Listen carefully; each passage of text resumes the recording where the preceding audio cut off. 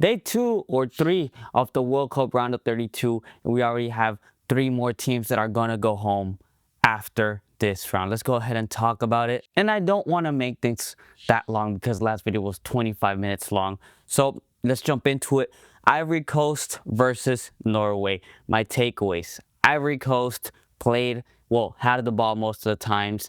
Once again, they don't have a 9. They look toothless without a 9. They create so many opportunities.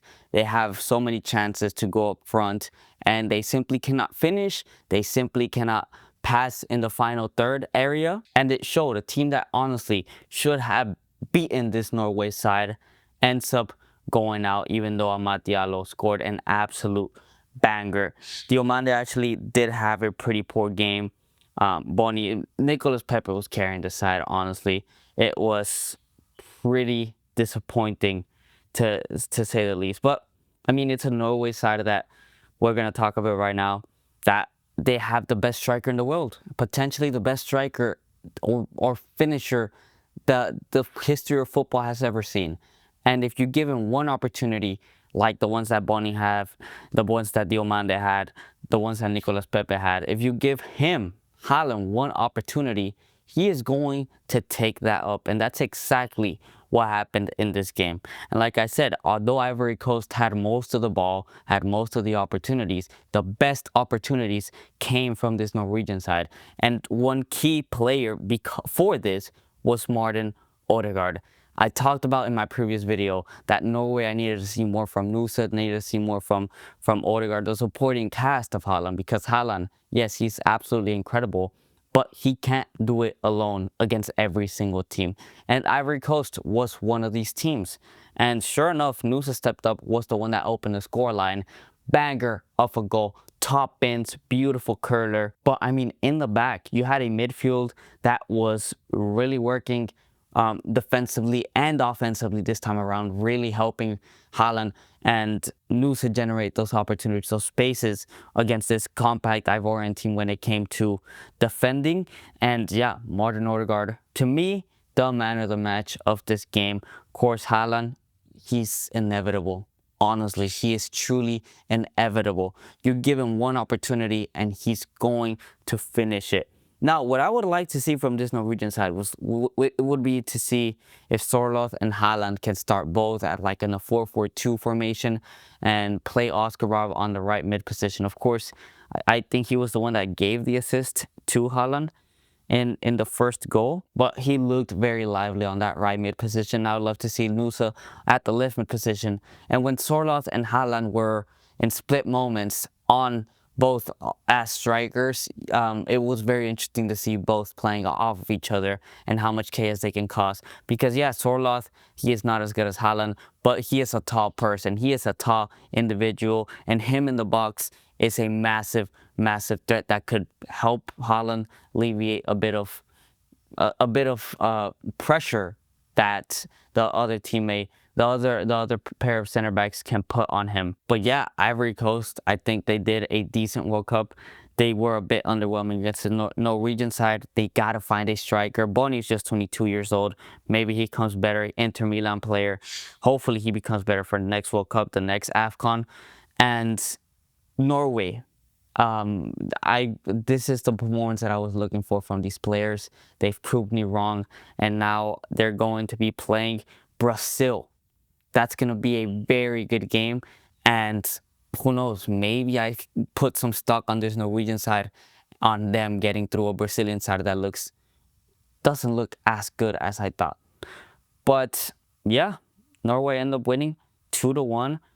Moving on to France versus Sweden. This one's also going to be a super quick one. France, what can I say? What can you say about France? They're favorites. They're playing incredible football, the front four. Or at least he's simply on a different wavelength as anybody else. And Mbappe is starting to catch on to his wavelength. The passes that Olise starts playing. I've talked about how this guy, he plays too ahead of his time. He plays passes that are incredible balls, incredible vision, but simply are too advanced for his teammates. But now he's continuing to play those balls, and Mbappe is starting to read these signs. Mbappe is starting to get the chemistry and get the hand of this Olise masterclass that he keeps dropping game after game. And that is an incredibly dangerous duel in Olise and Mbappe. And let's not forget about Dembele. Dembele, once again, gets an assist, played really well against the Sweden side, was really put to the test this goalkeeper, who I think did an incredible job keeping in this Sweden side. But yeah, overall, the whole team in itself looked pretty good. Bar from mainly maybe Kunde on a couple occasions and Digne, but of course, my biggest issue, once again, I talked about it in the last episode, or I mean in the prediction videos, Tchouaméni. I mean, he didn't step up in the game that he should have stepped up, which was against Norway. He didn't step up in that game. And this game, once again, like I said, you can't have Rabiot and Tchouaméni playing at the same time. Tchouaméni was quite literally a placeholder. At times, it looked like Rabiot was preventing Tchouaméni from doing his job because it felt like he just couldn't trust Tchouaméni to do his job. So I think Tchouaméni needs to get dropped. I want to see Manu Kone there. Knockout stages, they're not going to be as forgiving in that midfield, or forgiving Tchouaméni for his mistakes when they face a tougher opponent. Now, on Sweden's side, their defense was really exposed. I think Elanga played the best that he could. Isak played the best that he could. Gyökeres, I honestly think he might have played even better than Isak. He was trying to pin those center backs down, and Isak was kind of being that free roam. Ayari expected a bit more. Bergvall, I think he played pretty well. But when you have such a poor defense, honestly, from the Swedish side, and you're facing one of the best duels that I've seen in the World Cup in forever, because I didn't see the Ronaldo times, you're simply going to be at the mercy of them. And this time around, there was no mercy from this French side. Looking very strong apart from Tchouaméni. But yeah, 3-0 victory sees France advance into the round of 16. Now moving on to the final game that happened just yesterday, Mexico versus Ecuador. Now, I had Mexico winning. I knew this game wasn't going to be all haramba. I heard a lot of talk that it's going to be, oh, it's going to be an eyesore. No, it was not an eyesore. It was nowhere near as much of an eyesore as the Brazil game, as the Paraguay versus Germany game. No, this was an entertaining match. But this one is the one where I wanted to dive more into it because, of course, I'm Mexican and I've been doing a lot of deep dives on the Mexican and U.S. men's national team. But coming into this game, Ecuador, they were expected to be a solid defensive side, but they came out a bit with a higher line than expected. And I talked about how because we didn't have players that were just incredibly mobile and were going to destroy Hincapié or whoever was on the right-hand side for them on the 1v1s, we needed to depend a lot on our techers, depend a lot on our 1-2s, on our combination play. And that's exactly what we did. I mean, we were completely on point. Ecuador, who, as far as I know, they didn't play. I thought they were going to play more. Give us the ball, allow us to attack them. But no, they were kind of like on us on our half of the pitch. And they were really trying to press us and cause us into making mistakes. But I mean, every single Mexican player was on point in this match. I mean, that first goal, it was frightening because it felt like we were going to lose the ball. But a little 1, 2, 3, and boom, Alvarado puts a gorgeous ball over the top, miles onside because that line was so high up from Ecuador. And 1-0, golazo from Quiñones. Incredible performance by him. And then, of course, yet again, another little combination play. It lands to Gil Mora, I believe, or Alvarado. And he leaves it to Raúl Jiménez. Raúl Jiménez gives it to Quiñones. Quiñones gives it back to Raúl Jiménez, and he just puts it into the back of the net. Once again, catching this Ecuadorian side too high up, having them having to scramble back to cover us. And from then on, it was complete domination from the Mexican national team. Let's not kid ourselves. Now, I've been vocal about my speculation. Well, not my speculation, about my concerns with Luis Romo starting. But you know what? It's been 3 games where he's been pretty good. He's been going from decent to good to being a great player this time around in this game.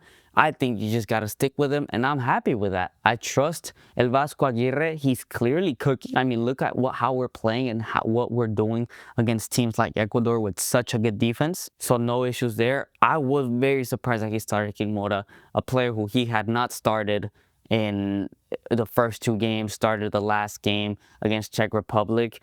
I thought he was going to give Brian Gutierrez the start, but Gil Mora, man, what a player. 17 years old and doing that stuff to Hincapié, doing that stuff to William Pacho, to Vite. What a player that we have in our hands, and wow, we could go very far with him. Alvarado has really stepped forth. I mean, my gosh, talk about a workhorse. Honestly, this guy, you saw him defending, and all of a sudden you saw a counterattack from Mexico, and he was at the center of it. What a performance by Alvarado. The whole back line was good.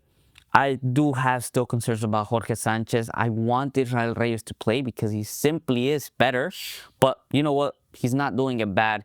Hopefully it does not end up costing us. And Jesus Gallardo, too.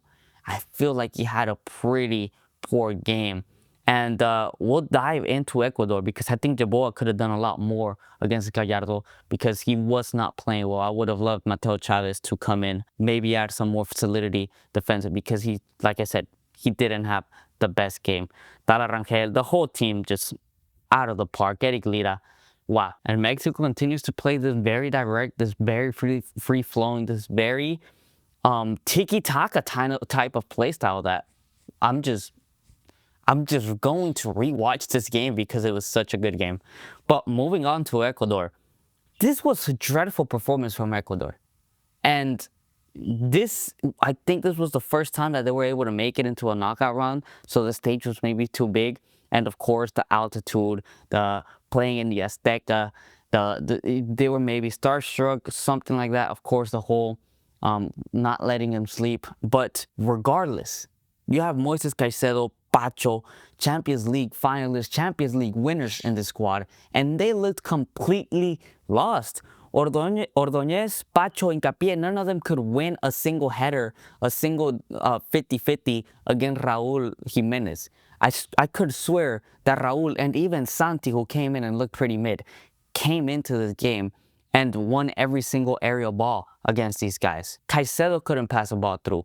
Pedro Vite couldn't pass a ball through. This whole Ecuadorian side looked so unorganized. And the thing that I have to chalk it up to has to be that I've never seen this Ecuador, well, up until recently, but in previous tournaments, in previous games, I hadn't seen an Ecuadorian side applying pressure so high up the field, trying to have the ball at their feet. It was usually always counting on the counterattack. And right now in the World Cup, that's when he decides to change his playing style. I think they just weren't ready to do that. They would have had a lot of a better chance if they just came in and dropped back, because the amount of times that we were just ripping apart that back line was insane. Of course, Quiñones was the biggest example, ending up scoring that goal. But we got to remember, I mean, the amount of opportunities that Alvarado had in behind, that even Jorge Sanchez had in behind, this whole back line just looked completely disorganized. And on top of that, I just found it weird that Jaboa, who the couple times that he took on Gallardo, I think he beat him in all of them, but only gave him the ball a couple times to go up against him. That was kind of weird. They were kind of forcing it on Nelson Angulo, who I think was their best player. He was the one that generated the most.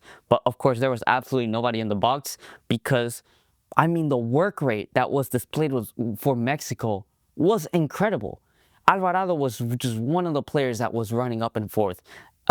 Eric Lira was somehow in every single one of the plays. Same as Luis Romo, even Morita. This Ecuadorian side could simply not poke through this defense from Mexico. And it begs the question, are we one of the best defensive teams in the world? And I gotta say, we do. We are one of the best defensive teams in the world. We've gone through the group stage without conceding a single goal. And now we've gone against Ecuador. Granted, they're not a very goal-scoring machine, without conceding a single goal, and realistically, without having many clear-cut chances for Ecuador to score.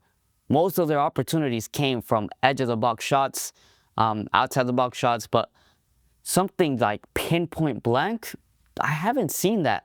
So I am very excited. I'm very happy about this Mexico side. And this Ecuadorian side, there's a lot of smack that they were talking about. They got demolished. They got outplayed out the park. And now Mexico's going to be playing England. Yes, it's already decided. I just saw the DR Congo versus England game. So can we win that game? I think we can. But I'll give y'all my predictions later. For this, I hope y'all enjoyed. I made it a lot shorter, as y'all can see. And I'll see y'all probably today after this US MNT game. Bye-bye.